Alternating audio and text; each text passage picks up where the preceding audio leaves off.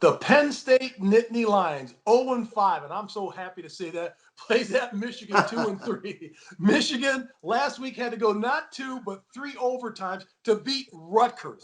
To beat Rutgers, how far have these teams fallen? Right down to the bottom of the pit.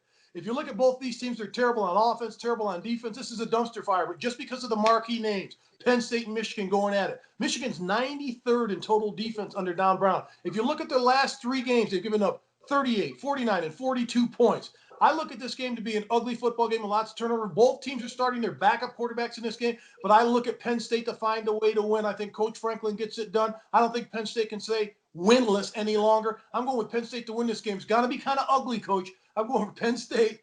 Take the 2.5, but you're not going to need them. Penn State's going to win it outright, 16-14. I tell you, Mark, I sit back as a former coach and say, boy, you want to talk about problems when you lose. I mean, you have no idea, ladies and gentlemen, the amount of difficulty and the problems that occur in the locker room and everybody bitching and moaning and complaining. And the reason Penn State has not won a football game, they're not very good. They don't do the things that good football teams do in order to win. They can't run the football. They don't protect the passer. They don't play great defense, etc. And as you mentioned, they're getting up 36 points a game on defense. They usually ain't going to win in basketball, let alone in football.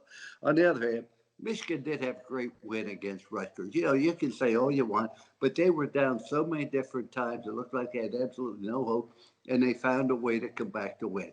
They were up by 8 with like 2 minutes to go and ended up going into overtime, but they found a way to win. Defensively, how disappointing it is for Michigan.